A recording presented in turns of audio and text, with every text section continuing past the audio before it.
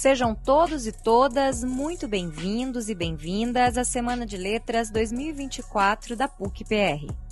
Este ano, nossa jornada será especial, com o tema Entre Linhas e Letras, 60 anos do golpe militar e os seus impactos na educação e na academia, em homenagem a Cassandra Rios.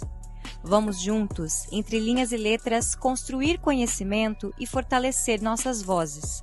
Aproveite a programação e fique agora com a atual palestra.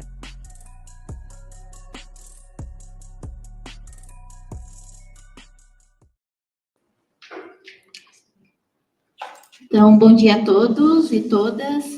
Eu sou a Rebeca Dias, eu sou estudante de letras do 6º período e também sou vice-tesoureira do Centro Acadêmico Conceição Evaristo.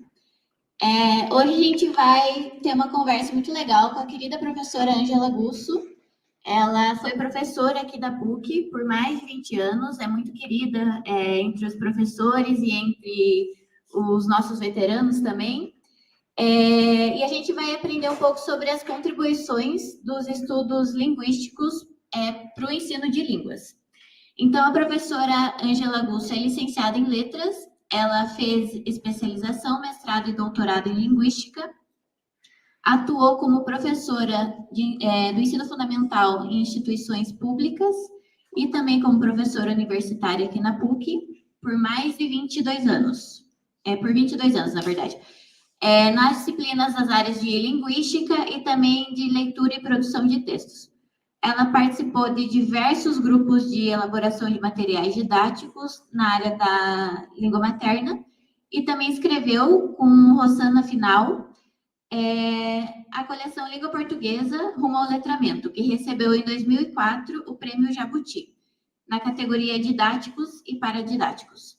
Ela também possui diversas publicações centradas em estudos da linguagem para cursos de formação de professores e, além da docência, em cursos de formação continuada para esse segmento profissional.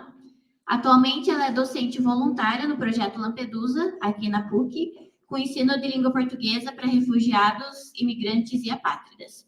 Só antes de passar a palavra para a professora, eu lembro que os 10 últimos minutos aqui dessa palestra vão ser destinados para fazer perguntas. Então, se vocês quiserem, só chamar a gente ou podem escrever num papel que a gente passe para a professora. E também a gente vai sortear 2 livros, que estão ali com a Rúbia, no final da palestra também. Então, agora eu passo a palavra para a professora. Professora, pode ficar à vontade. Olá, muito bom dia. Eu, primeiramente, quero agradecer o convite de vocês para participar desse evento. Como a Rebeca falou, eu fui professora, fiz parte da equipe de letras durante muitos anos aí na PUC. Sinto um orgulho imenso de ter feito parte dessa equipe que, com tanta competência e principalmente uma equipe comprometida com a formação de bons professores para atuarem no ensino público ou privado, e agora eu ter a oportunidade de, novamente, após 2 anos, estar desvinculada do curso, ter a oportunidade de ter contato com vocês, estudantes de letras, é um prazer enorme, é gratificante. Então, eu fico extremamente agradecida por estar, eu estou me sentindo envolvida de novo com os meus colegas e estar perto de vocês. Estudantes aí que em breve estarão no mercado de trabalho. Então, são as sementes que a gente vai deixando no caminho e vendo os frutos surgirem. E eu vejo que bons frutos aí. Fiquei extremamente orgulhosa de ver a temática que vocês escolheram e a organização, até agora, que eu pude perceber e como está organizado esse evento. Então, eu parabenizo vocês e vejo que nós estamos aí com profissionais que vão fazer uma grande diferença na vida de muitas pessoas.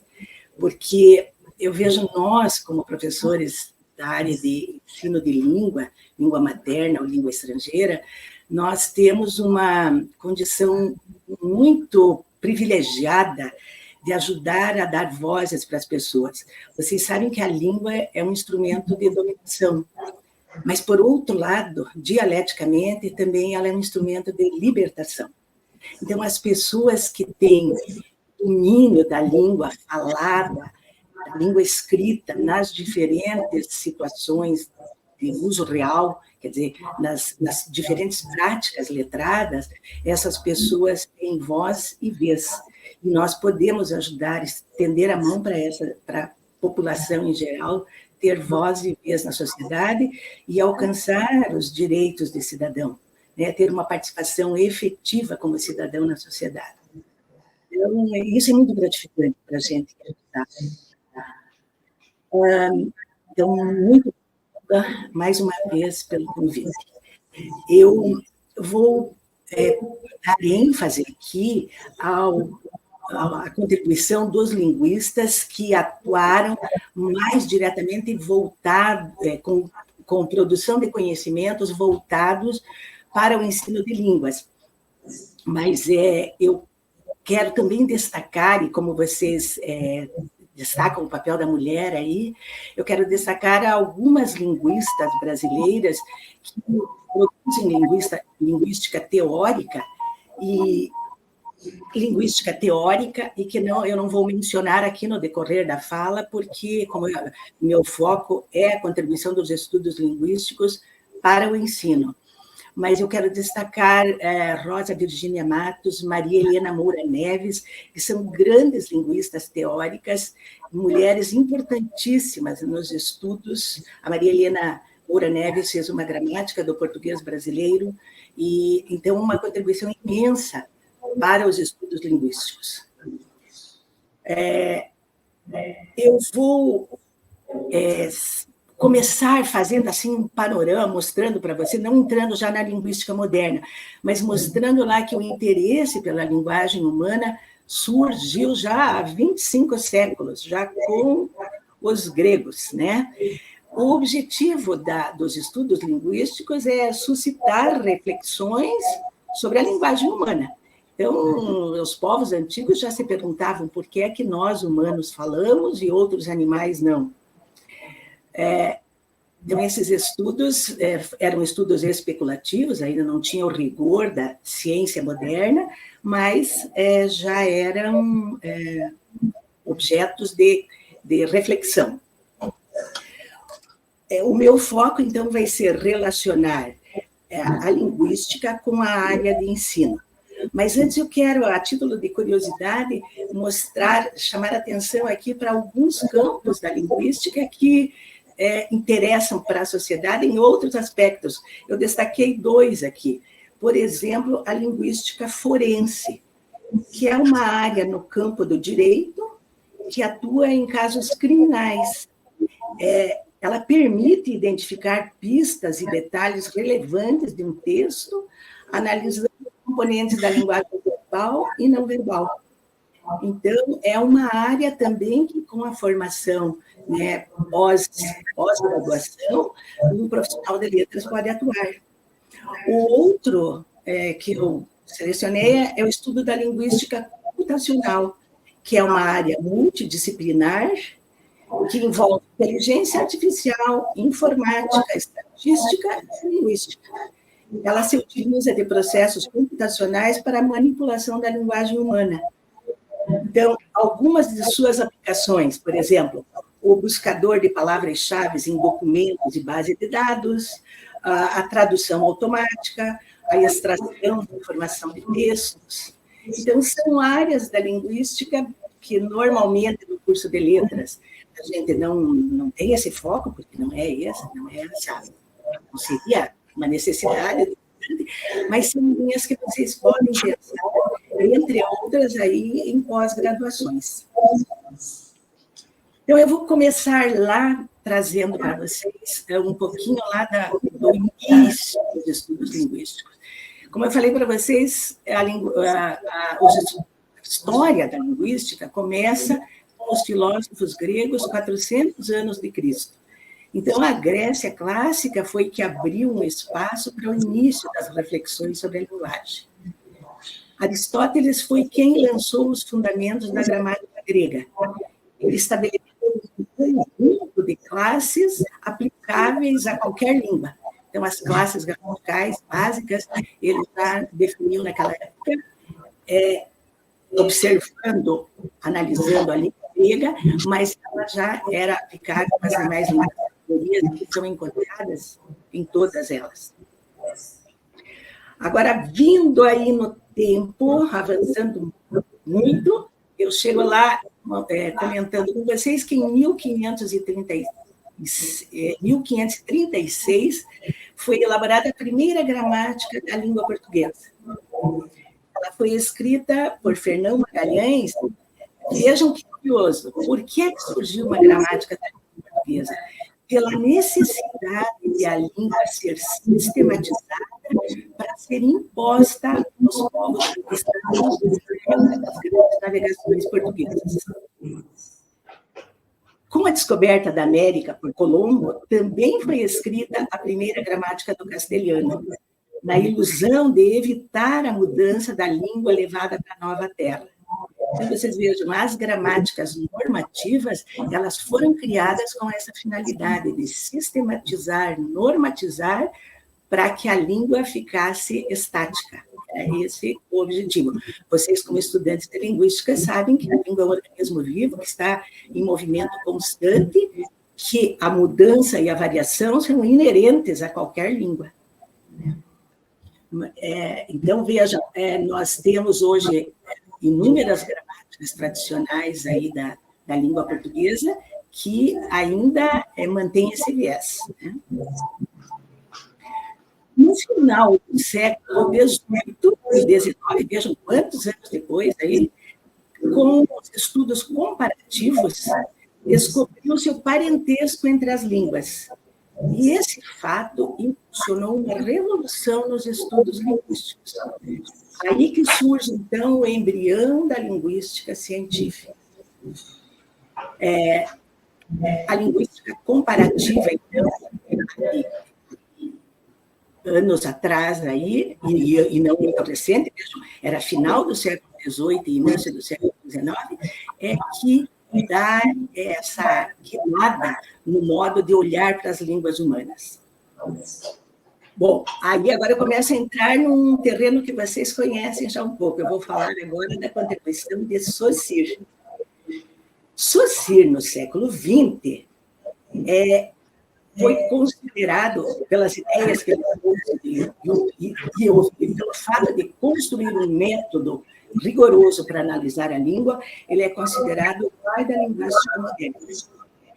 Ele nasceu em 1857, morreu em 1913, e o livro Curso de Linguística Geral, que reúne as ideias do Saussure, foi elaborado pelos alunos dele, discípulos dele. Ele dava aula na Universidade de Genebra e os apontamentos que foram feitos nas aulas serviram para que alguns discípulos deles produzissem, reunissem ali essa obra publicada em 1916, que é Curso de Linguística Geral. Então, essa é a corrente da linguística chamada estruturalismo. Então, o Saussure vai dizer que a língua tem uma estrutura fixa e que ela é possível de se levantar categorias através de um método rigoroso de análise. Esses estudos do Saussure deixam importantes marcas nos estudos da linguagem, pois, a partir das ideias dele, muitos estudos começaram a ser feitos para entender o funcionamento da língua. Então, inclusive, eu não vou mencionar aqui, mas um grande nome da linguística foi o Chomsky, que surge publicando um livro em 1957 para contestar as ideias de Saussure. Então, é a corrente do gerativismo que vem aí, fazendo um embate, uma discussão sobre o que é a linguagem humana mesmo. Então, a corrente estruturalista, e a corrente gerativista, são grandes teorias que surgem em épocas próximas, comparado assim ao estudo ao longo dos anos, surgem em épocas mais ou menos próximas, uma diferença de 40 anos, 40 e poucos anos, e que trazem assim um avanço indiscutível.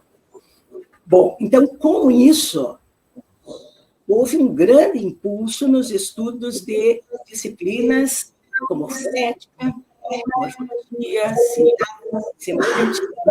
Surgem aí, posteriormente, as áreas interdisciplinares, a psicolinguística, a sociolinguística, a análise do discurso, a linguística textual, além de outras tantas aí. Agora, o curioso é que, apesar de toda essa explosão de conhecimento sobre linguagem, a abordagem de ensino no Brasil, a abordagem tradicional de ter um ensino de língua centrado nas gramáticas, eu já vou aí mencionar para vocês como que era mais ou menos, porque eu vivenciei todo esse trabalho, essa abordagem em prática em sala de aula. Então, essa abordagem centrada na gramática tradicional, ela só começou a ser criticada no final do século XX e início do século XXI. Então, o que será que aconteceu que, de repente, não, após tantos anos, mas teve um momento em que a situação começou a ser olhada de modo diferente?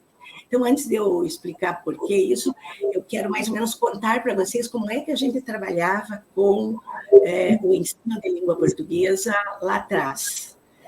Eu comecei a trabalhar, eu me formei em 1976, licenciada em letras, mas antes disso eu tinha feito magistério e trabalhava, então, já em escolas da prefeitura com ensino de primeiro, aquela época era do primeiro ao quarto ano.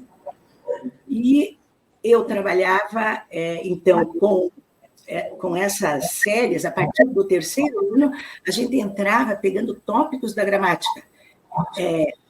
Basicamente, a gente trabalhava com o conceito de substantivo, adjetivo, verbo, pronome. As classes preposição, interjeição, elas acabavam ficando de lado nos estudos até os 4 anos iniciais. A alfabetização era feita basicamente com memorização.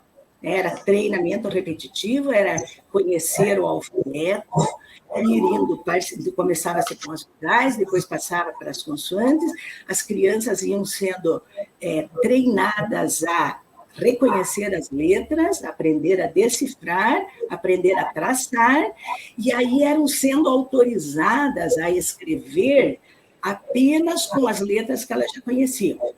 E sempre escrever palavras, normalmente de sílabas ou repetição do mesmo som. Por exemplo, quando se estudava o som do B, se escrevia babá, bebê, boi, bebe, esse tipo de coisa. Quando elas tinham o domínio, né, da letra B, aí estavam autorizadas a escrever frases inteligentíssimas, assim como o boi baba, a Bia bebe, coisas desse tipo. Então, era um modo de trabalhar baseado não apenas nos aspectos mecânicos. Ler era considerado decifrar. Se a criança conseguisse decifrar, ela estaria lendo bem. A gente, nas séries mais avançadas, né, no primeiro ano, não, porque a criança ainda não tinha fluência. Ela ia conhecer o som do Z só em novembro. Então, ela não tinha como ler nada assim de textos maiores, porque não tinha tido contato com determinadas letras e seus correspondentes sonoros.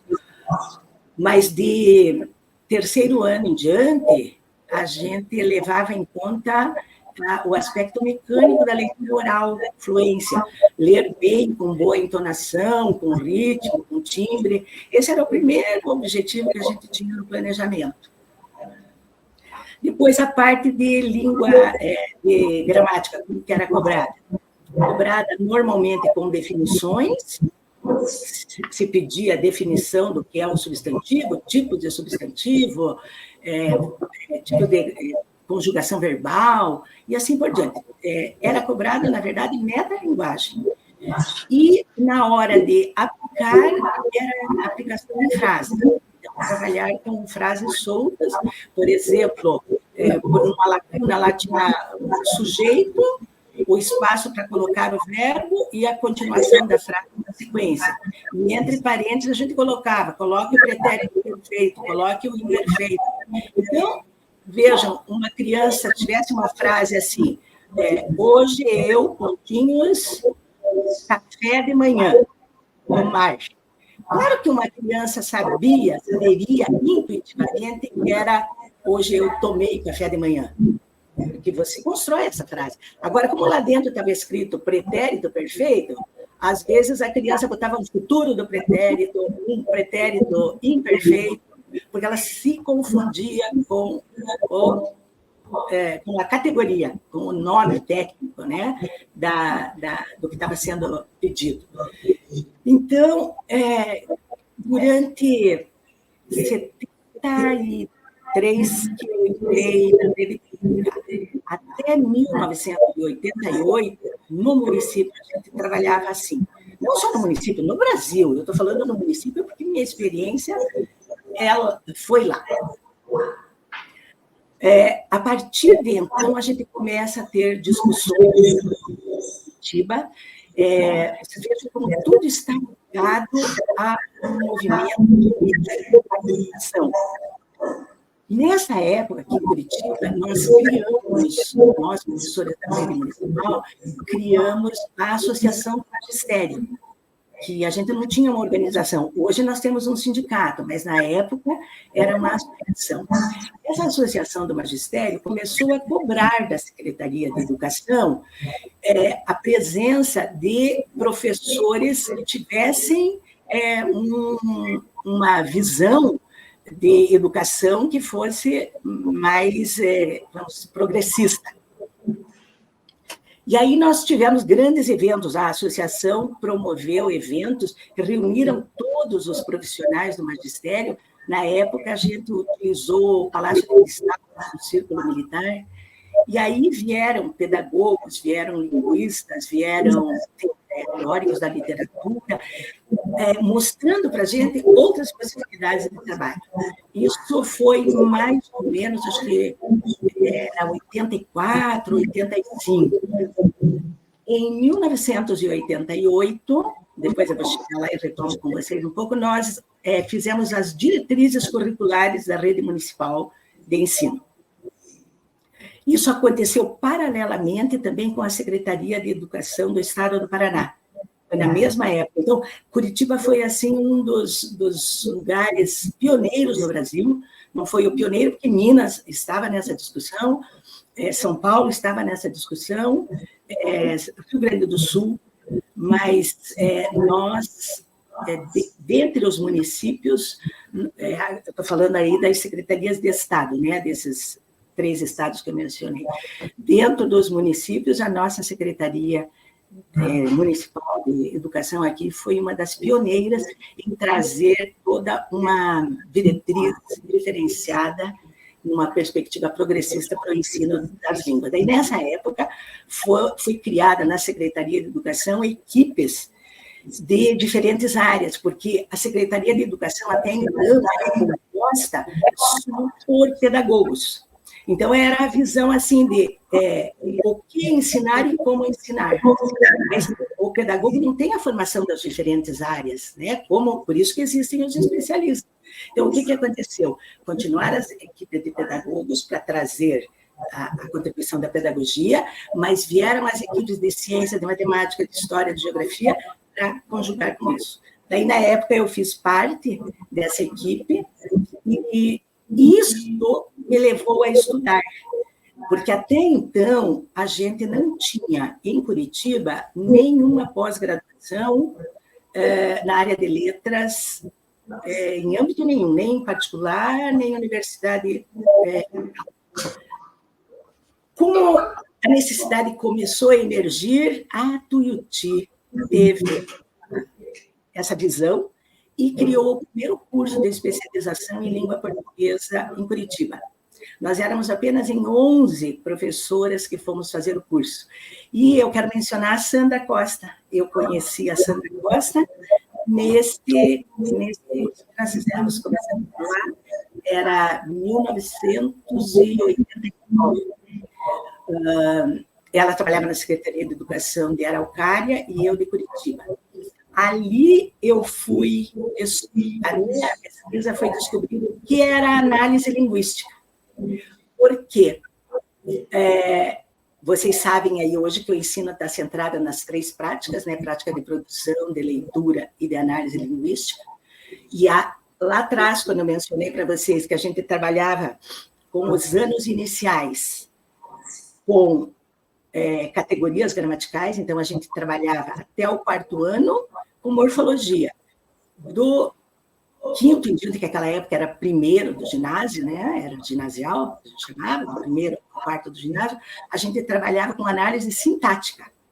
Então, análise morfológica, análise sintática. E aí surge na proposta o trabalho com análise linguística. Mas o que é análise linguística? Ninguém sabia o que era isso. E aí o meu TCC foi o título, afinal, o que é análise linguística? Bom, volto aqui agora para vocês, fiz esse parênteses só para contar que nós aqui, dentro da nossa cidade, dentro do nosso estado, nós tivemos um papel assim de pioneirismo, como eu falei, junto com alguns poucos estados, nessa guinada que o ensino sofreu. Mas por que aconteceu isso naquela época? Então, nada acontece sem razões históricas, sem razões políticas, né? Bom, um marco importante que contribuiu esse olhar... Agora eu vou centrar só aí no ensino de português, de novo.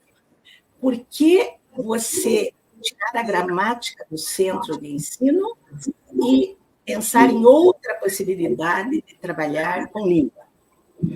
Um marco importante para isso foi a teoria interacionista da psicologia de Vygotsky. Essa teoria de Vygotsky vai ter uma influência forte na linguística aplicada. Nessa época, a linguística aplicada já estava bastante assim, promissora no Brasil. Onde isso surge é na Unicamp. A Unicamp foi o polo assim, que produziu e disseminou os conhecimentos para que a gente tivesse essa guinada no ensino. Então, a teoria de Vygotsky entrou provavelmente por lá, isso não posso afirmar com certeza, mas eu tive acesso pelas leituras dos professores de linguística aplicada da Unicamp. E, nos anos 80, entra a corrente socio-interacionista de linguagem da obra do Marxismo e Filosofia da Linguagem, do Bakhtin. Ela foi traduzida, ela foi escrita em 1929, traduzida para o português em 1988. Essa teoria do Bakhtin, socio-interacionista, vai destacar na linguagem o seu caráter dialógico. E a linguagem passa a ser concebida como forma de interação social. Então, ela deixa de ser vista como um código fixo, imutável, para ser concebida como forma de interação social. O que é essa interação? Pensem na palavra interação, ação entre. Então, essa teoria vai mostrar para a gente que, com a linguagem, nós mais do que comunicamos, que a teoria lá do Saussure dizia que a linguagem é um código de comunicação. A teoria do Saussure dizia a linguagem é um código de comunicação. E ele vai dizer assim, com a linguagem, nós mais que comunicamos, nós atuamos sobre o outro e o outro sobre nós. Então, por isso, interação. E mais ainda, nós atuamos sobre a linguagem e a linguagem atua sobre nós. Então, ação entre sujeitos e ação entre linguagem, numa mão dupla. Bom, com essa visão, a linguagem não é um código fixo que se transmite através de repetição, através de exercícios mecânicos, vem uma nova premissa para o ensino. Bom, como é que a gente vai pensar numa outra forma de conduzir o ensino de língua? Vem a premissa seguinte: se uma língua for estudada, quando a língua é estudada e é objeto de reflexão em situações reais de uso, a ampliação do domínio linguístico é favorecida. Então, se nós vamos usar a língua com textos reais, não textos criados para a sala de aula. Porque, vejam lá, volto lá para a alfabetização. A alfabetização eram textos artificiais. Quando eu trabalhava com a letra B, por exemplo, não era texto, eram frases soltas. O bebê baba, a Bia bebe, e assim por diante. Eu vou pegar o da uva, que eu sei melhor lá da letra V. Ivo viu a uva é da vovó. Então, 3, eu não me lembro a terceira frase agora, mas vejam, isso não é um texto, porque não formava uma unidade de sentido. Se eu trocasse as frases de ordem, ficava a mesma coisa. Se eu tentasse juntar as 3, não dava uma unidade de sentido. Portanto, não era um texto, eram fragmentos, né? Frases soltas. Nas séries mais avançadas, a gente trabalhava com escrita apenas em redação. O que é uma redação tradicional? É um texto que é escrito por razão nenhuma para ninguém. É um texto totalmente artificial. É o único lugar que se conseguia escrever textos para nada era a sala de aula. Porque todos os textos, se você se você andar num bairro por aí, pegar na janela de uma casa, uma caixa de sapato, que foi tirado do fundo e escrito costureira, posto na janela, vocês vejam que tem um o quê, tem um porquê, tem um para quê. Então, é um texto, é uma palavra sozinha, mas é um texto. Alguém que passa lá para quem que ela colocou? Para possíveis clientes dela. Por que razão? Porque ela quer vender o serviço. Quem colocou isso? Alguém que quer vender o serviço, uma costureira. Então, é um texto real. Não precisa ter extensão, independente disso. Ele precisa ter uma função social. E as redações tradicionais de escola não tinham essa função. O aluno escrevia para entregar para o professor para valer uma nota. Às vezes, o professor nem lia, passava os olhos e escrevia visto. Então, texto escrito para ninguém. As leituras, o que eram? Fragmentos de textos. Normalmente, se tirava texto da literatura, de 5ª a 8ª série e ensino médio, eram textos da literatura brasileira, mas fragmentos. Então, também não era possível atribuir sentidos. Então, a leitura não era uma busca de sentidos, a leitura era um treinamento para você ler bem quando lesse em voz alta. Então, era preciso, essa visão foi transformada. Veja, houve uma transformação. Agora nós vamos trabalhar com situações reais, o uso da linguagem, e trabalhar fazendo práticas de uso, que é a leitura, escrita, fala e escuta, né, que são as 4 práticas que vocês estão usando a língua, mas também é preciso reflexão. É preciso refletir sobre como que a língua funciona. Por que nesse texto aqui eu posso usar gíria, posso usar uma linguagem informal, e nesse daqui não? Por que é que aqui a concordância do verbo é no singular, se a pessoa é plural? Vamos pensar lá no nós e a gente. E assim por diante. Daqui a pouco a gente chega lá na proposta do Geraldo. Então, tinha que alguém pensar em como lidar, propor uma situação diferenciada. E quem fez isso foi o professor de letras, formado em letras na Universidade do Rio Grande do Sul, chamado João Vanderlei Geraldi. Ele fez a dissertação dele de mestrado propondo essa transformação no ensino. Então, ele traçou novos paradigmas. E a premissa dele era assim, ao invés de a gente pensar o que ensinar e como ensinar, isso, vamos pensar no seguinte, o que ensinamos, o que ensinamos.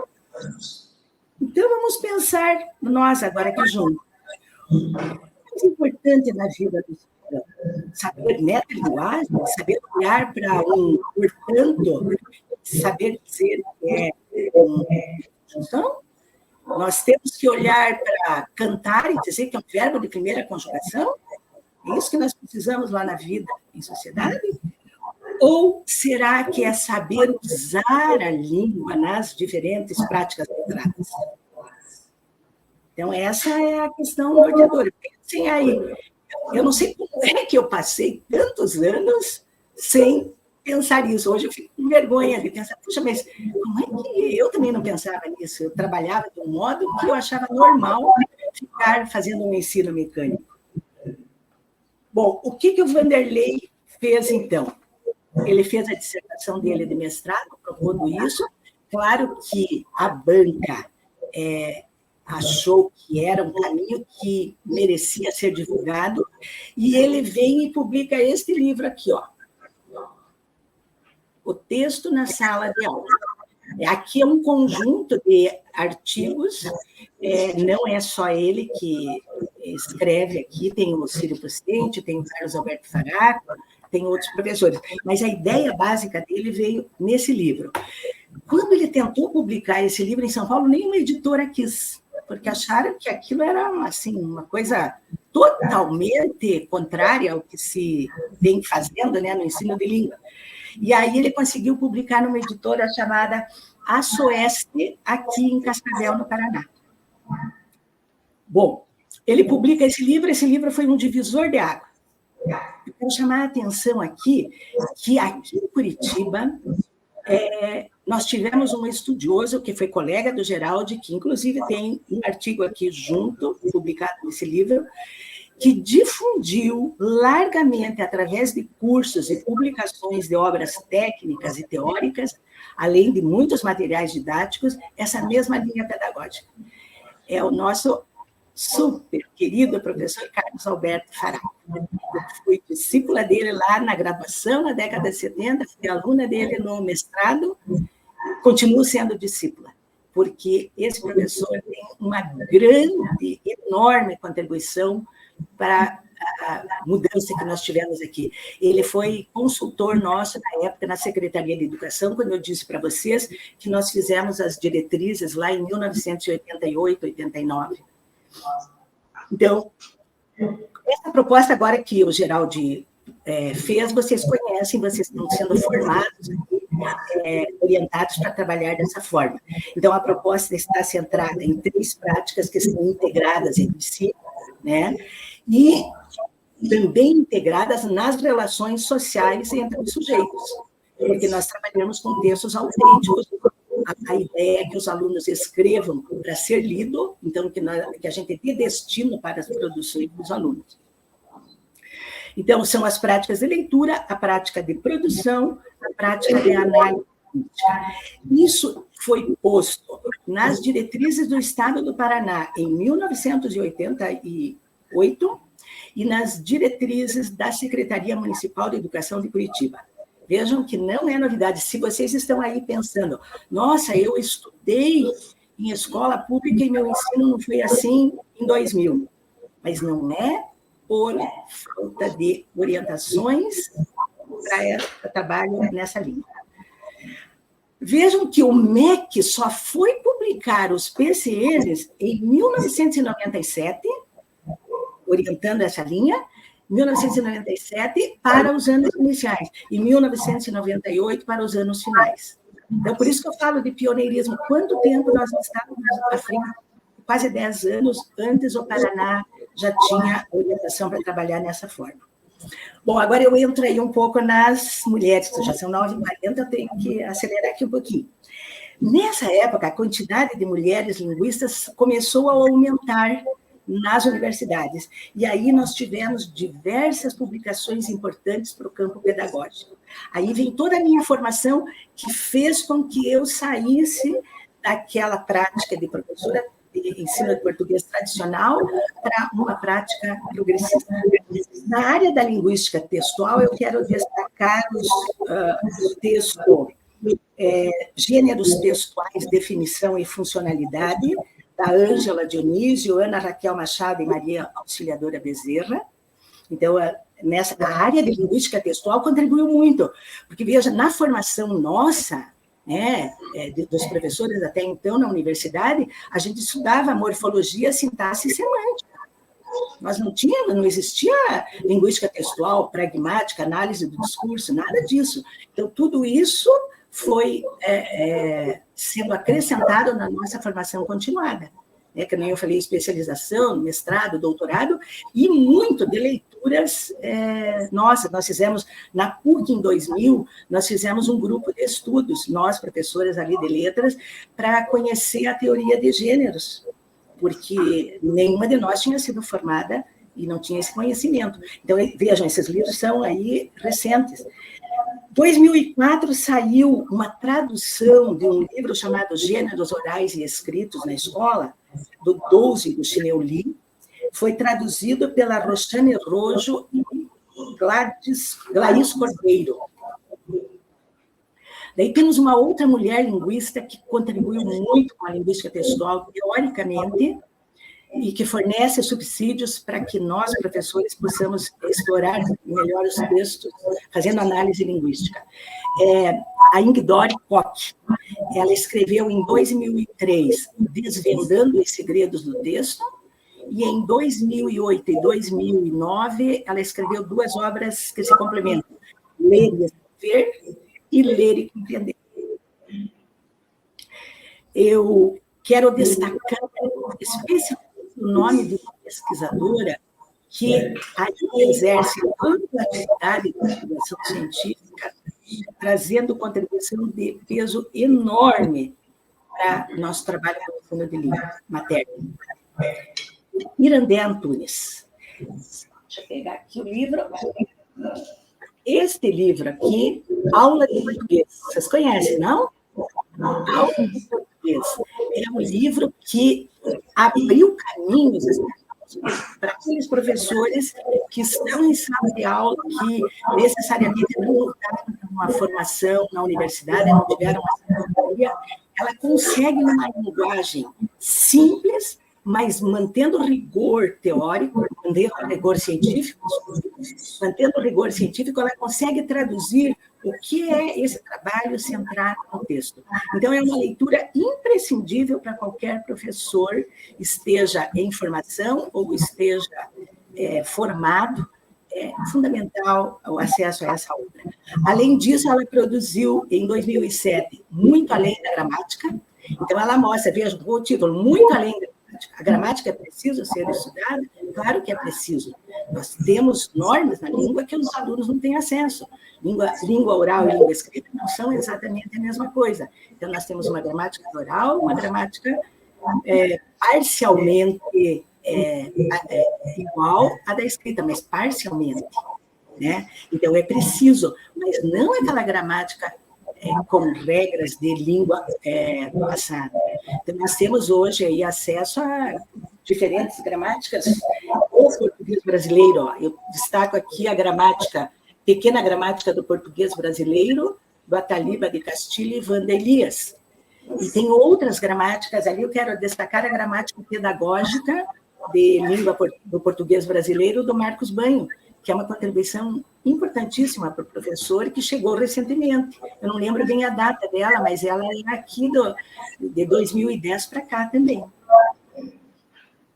Bom, trazendo agora mais um pouco de teoria que influenciou na mudança. No início dos anos 2000, o conceito de letramento impactou sobremaneira as orientações para a condução do processo de ensino-aprendizagem. Esse conceito de letramento, o pressuposto dele é o seguinte, ó, ler exigem capacidade de leitura mais complexas do que apenas decifrar. Quais capacidades? Por exemplo, perceber implícito, estabelecer relações entre subpartes do texto, estabelecer relações entre elementos verbais e não verbais presentes no texto. Por isso a importância de a gente levar para a sala de aula o texto no suporte original, porque um tipo de letra diferente, um espaçamento, isso traz para permitir uma melhor compreensão do texto. Então, quando o texto é digitado, sai do seu suporte original, ele perde algum desses elementos. Então, o primeiro pressuposto do letramento foi trazer essa reflexão. Mas, como eu falei para vocês, não raramente o ensino de leitura se restringia a aspectos mecânicos e atividades de decifração. O que acontece, então? Um conjunto, um grupo de estudiosos dedicados à pesquisa da leitura e escrita introduziram esse novo conceito para destacar o fato de que saber ler e escrever envolve essas diferentes capacidades. Então, a discussão de letramento surgiu atrelada ao conceito de alfabetização. Então, alfabetizar é ensinar a ler, basicamente, a ideia de decifrar. Decifrou, tanto é que as pesquisas de IBGE, por exemplo, consideravam alfabetizada uma pessoa que sabia escrever o nome e decifrava palavras soltas. Bom, então, alfabetizar não é apenas isso, tem que ir além.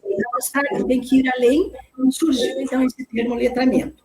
À medida que o conceito foi se atualizando, passou-se a falar em multiletramentos ou letramentos múltiplos, porque é grande a complexidade e a multiplicidade de práticas sociais de letramento. Não existe uma forma só de texto, uma forma de lidar com texto. Então, além da escrita associada às instituições formais, então nós temos a escrita principalmente ligada à escola, à igreja, ao comércio, nós temos os letramentos que surgem na vida cotidiana. Por exemplo, o recente é o internetês, é um letramento que surgiu espontaneamente na vida cotidiana. Outro fator que contribuiu para a ampliação do conceito foi o crescimento exponencial que teve de textos que associam diferentes linguagens. Então, a gente tem que falar em letramentos múltiplos, porque não é ler só o verbal, nós temos que ler cor, movimentos, tudo isso. Então, a gente fala hoje em multiletramentos. E nessa temática também diversas mulheres trouxeram contribuições valiosas. Magda Soares, em 2004, ela publicou um artigo que foi assim básico para alfabetizadores. O título é Alfabetização e Letramento. E a Roxane Rojo, em São Paulo, que publicou obras sobre multiletramentos. Bom, 9h50, mas eu tenho um finalzinho aqui para encerrar com vocês.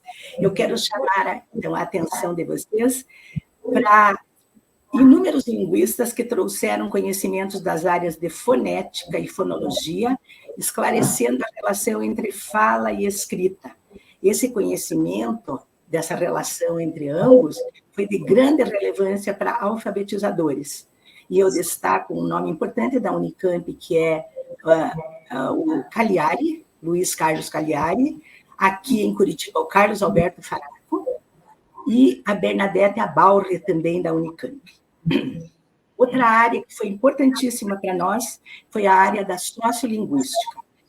Os estudos sobre variação linguística permitiram desmistificar a ideia do erro linguístico e a falsa noção de incompetência ou incapacidade para aprender a ler e escrever de um grande grupo de estudantes que eram assim rotulados. Para finalizar, quero deixar assim para vocês como uma marca. Pensem assim, o ensino de línguas está assentado num tripé. Por quê? Porque quando nós estamos numa situação de ensino de língua, nós temos um sujeito que aprende, o aluno. Um sujeito que ensina, nós, professores. E um objeto de estudo que é a língua, por isso um tripé.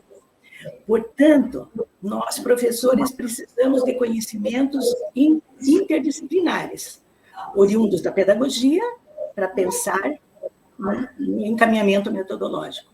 Precisamos da psicologia para entender como que os sujeitos aprendem.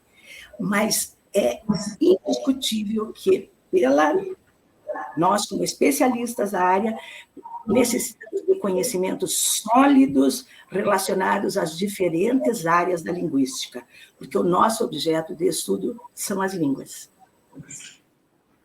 Então, eu abro aqui para perguntas para vocês. Temos uns minutinhos. Muito obrigada, professora Ângela. Foi muito significativa essa sua fala. Agora eu abro para perguntas. Alguém ajuda? Tem uma ali? Pode ficar aí.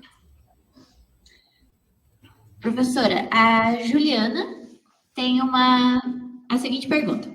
Quais os caminhos para ensinar uma língua estrangeira, mais especificamente o português como língua estrangeira e o inglês como segunda língua, de forma contextualizada e menos mecânica, dado que o aprendiz não conhece o código? Eu ia fazer exatamente a mesma pergunta agora. Bom, não é a minha especialidade, ensino de segunda língua. Os meus estudos, as pesquisas que eu desenvolvi sempre foram em questão de ensino de língua materna. É claro que existe uma diferença dali, porque, como você está falando, você não tem o conhecimento prévio da língua que está sendo objeto de aprendizagem. Então, é preciso conciliar. Mas o que eu estou fazendo, agora estou pensando, então, aqui na minha prática, como é que eu estou lidando com isso, com os estudantes? Eu estou procurando trabalhar com as questões de normas da língua, então, com a questão da gramática da língua, sempre em situações de uso. Então, eu parto de uma situação de uso com eles. Por exemplo, agora eu estou fazendo lá com os alunos da turma, com a qual estou trabalhando, a revisão de verbos no pretérito perfeito e imperfeito, que muitas línguas não têm os dois tipos de pretérito, né? Então, eles já estudaram isso anteriormente, eu estou retomando agora. Eu estou trabalhando basicamente com narrativa. Trago um texto narrativo, faço uma leitura com eles, e aí, depois que a gente discutiu o texto, primeiro buscou os sentidos para aquele texto, eu vou destacar para eles os verbos que aparecem lá, tanto no pretérito imperfeito como no pretérito perfeito. Então, por exemplo, eu vou pegar um conto de fadas aqui agora, porque vai ser mais rápido. Você pega lá a história Chapeuzinho Vermelho. Era uma vez uma menina que se chamava Chapeuzinho Vermelho. Ela morava na floresta com sua mãe. Um dia a mãe chamou a menina e disse: Chapeuzinho, leve essa cesta de doces para a sua avó. Vejam, eu comecei lá com o pretérito imperfeito, chegou no pretérito perfeito, que é um dia a mãe chamou a menina e disse, e venho lá para o presente na hora do diálogo. Então, eu mostro para eles, através da situação de uso, primeiro, o funcionamento dessas formas verbais. Depois que eu destaquei esse uso das formas verbais, daí, lógico que eu tenho que mostrar para eles a conjugação do verbo. E aí, o que é que eu faço? Eu vou para o português contemporâneo. Eu vou mostrar que o tu existe no Brasil, mas que aqui em Curitiba a gente não faz largo uso dele, então nós vamos usar a pessoa você. O vós não existe, eu só digo que existe o vós, que estão lá nos textos bíblicos, mas nem coloco, e mostro para eles que nós temos o nós e a gente simultaneamente, que o nós é usado em situações mais formais, que o gente é usado no dia a dia. E aí, vou lá apresento para eles a conjugação, conjugo com eles, e, principalmente, eu deixo isso como tarefa para cada um ver no seu ritmo, no seu modo particular de olhar aquilo, para depois fazer uso prático. Então, o que é que eu pedi daí para eles fazerem em seguida? Então, numa aula eu trabalhei isso, na outra aula eles levaram para casa lá a conjugação dos verbos regulares, uma tabela, olharam com essas pessoas, eu, você, ele, ela, nós, a gente, eles, elas, vocês. Discuti com eles no começo da aula, daí a tarefa depois foi o seguinte, agora você vai fazer daí eu trabalhei em marcadores temporais, para eles associarem os marcadores que a gente tem em português. Quais os marcadores que vão indicar um passado mais distante, o presente, o futuro? Trabalhei com isso. Isso apresentei para eles. Agora, a tarefa na aula foi o seguinte, você vai produzir 3 sequências de textos, eu dei o começo. No domingo passado, e ele tinha que... Daí eu escrevi assim, coloque 5 ações que você praticou. Na próxima, no domingo passado, quando eu era criança, 8 ações que você praticava. Então, aí eles vão usar os verbos ali em situações de uso. Então, veja, eu não fico fazendo exercício de frases soltas, descontextualizadas. Eu faço eles associarem com a pessoa verbal, com o marcador temporal, com a lógica, né? Tem que ter uma lógica para aquilo. Então, ele vai, nesse caso, aí. Então, é basicamente isso. Sempre eu tenho essa preocupação de que aquilo que eu esteja levando, o conhecimento teórico gramatical tem que ter uma finalidade. Não adianta eles saberem decorar as preposições do português, ter uma lista decorada e não saberem o que fazer com aquilo, não saberem empregar. Então, sempre eu parto do texto e volto ao texto. Lembram lá das práticas integradas? Beleza, professora, obrigada. A gente tem mais uma pergunta do Lucas. O que é mais importante para o professor de língua portuguesa ter em mente? Eu acho que a preocupação em dar condições para que as pessoas se tornem multiletradas. Aquilo que eu falei no começo. Se você tiver... eu sempre falava assim na sala de aula, nós, professores, temos que ter compromisso, conhecimento técnico, conhecer, como eu falei para vocês,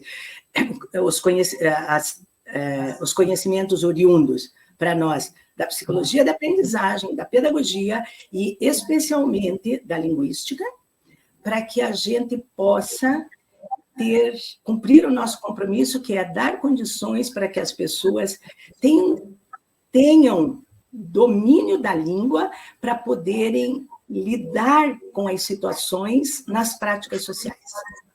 Então, no dia a dia, ler e compreender, discutir, participar ativamente com a sua voz na vida cidadã. Eu acho que se a gente tiver isso em mente, a gente vai conseguindo ver na sala de aula o que é prioridade naquele momento, o que é mais importante, o que vai ser fundamental para aquela turma ali. Embora a gente tenha lá para cada ano uma definição, né, de conhecimentos que precisam ser trabalhados, a gente tem que levar em conta também as necessidades das turmas. Então, esse olhar que a gente precisa ter. E, para isso, é preciso ter, então, um compromisso político, que é saber do teu papel, para que eu ensino o que eu ensino, e para quem eu estou ensinando isso. Eu acho que isso direciona a gente para uma postura mais segura e comprometida com as necessidades da sociedade. Obrigada, professora. Mais alguém tem alguma pergunta? Ninguém mais? Então, só um momento. Mande lá, vou virar aqui. A gente tem mais uma pergunta, prof. Pode vir, Luiz. Bom dia, prof. Desculpa. Eu estava sem papelzinho ali, cuidando da organização. A minha dúvida é a seguinte, porque você comentou, né, sobre os estudos linguísticos e impactos que tem no ensino de língua, mas, assim, no aspecto teórico, né, você percebe, enquanto professora universitária, ao longo dos 22 anos que você foi professora aqui na PUC, que os estudantes de letras que estão sendo formados, eles estão saindo com essa perspectiva para colocar em prática todas essas mudanças que a gente teve nos estudos linguísticos? Só um pouquinho, eu volto ali, quero ver se eu percebi direito. Ela me perguntou se os estudantes de letras estão sendo formados para trabalhar nessa perspectiva, é isso, né? Se eles estão saindo dessa perspectiva para colocar em prática mesmo, porque a gente sabe que é muito difícil desmistificar todo esse ensino tradicional, né? Então, se você percebe que eles estão saindo da universidade com essa prática diferente. Uhum.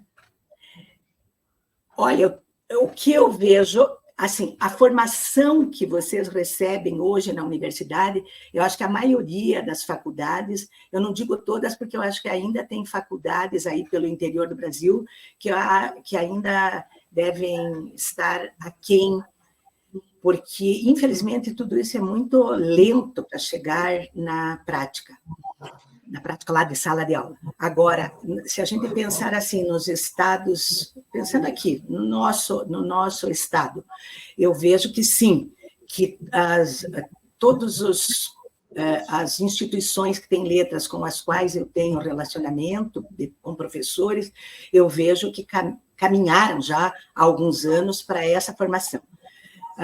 Vejam que, como eu falei para vocês, na minha formação, eu comecei na minha graduação de letras, eu tinha latim, eu tinha grego, eu tinha filologia, que era lá o estudo da formação da língua. Agora não, vejam quantas disciplinas foram criadas e que vocês têm acesso aos conhecimentos da linguística moderna.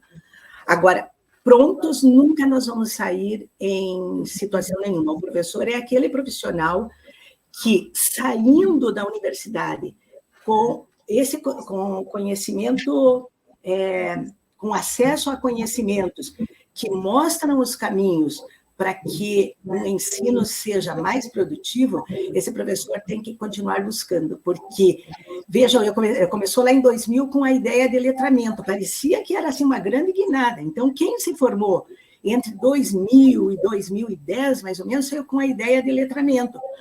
Já quem está saindo depois de 2010 já está saindo com ideia de multiletramentos. Vejam, em pouco tempo, uma outra questão. Então, vocês, agora pegando aqui os alunos de letras da PUC, estão saindo com uma visão de que aquele ensino tradicional, mecânico, ele está superado. Que existe uma proposta e que vocês têm fundamentos básicos das principais disciplinas que sustentam esse ensino renovado.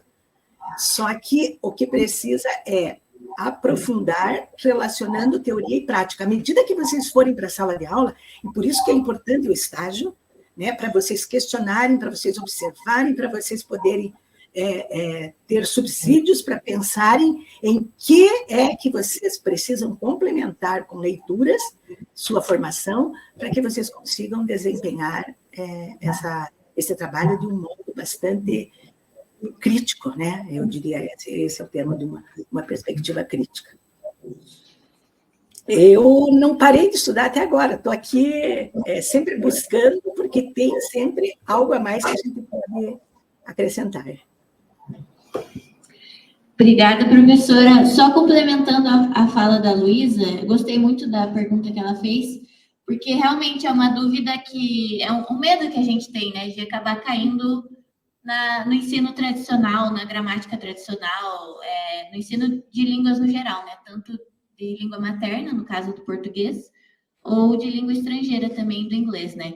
E no estágio, às vezes, que a professora falou, né, que é importante a gente estar indo no estágio e tudo mais, às vezes a gente desanima até um pouco, porque ontem a Emily, acho que falou que a gente, como estudante, a gente vive aquela utopia que a gente acha que vai mudar o mundo, vai transformar o mundo por meio da educação, e a gente acaba se desanimando um pouco às vezes, porque a gente se depara com professores que ainda estão apegados a esse método muito tradicional, né, de ensino, e a gente fica ali meio inseguro para tentar aplicar alguma coisa mais atual, alguma coisa mais contextualizada.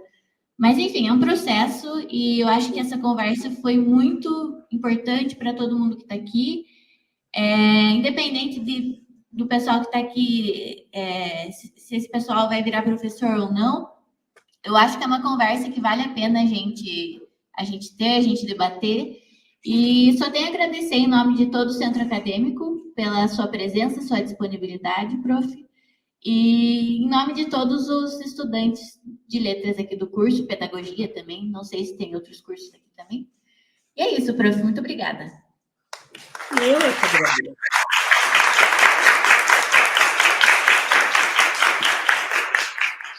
Eu é que agradeço, fiquei imensamente feliz, honrada e emocionada por ter sido convidada a participar dessa prática. E quero dizer para vocês que, se vocês têm essa preocupação, eu aposto todas as minhas fichas em vocês, que vocês farão a diferença, sim.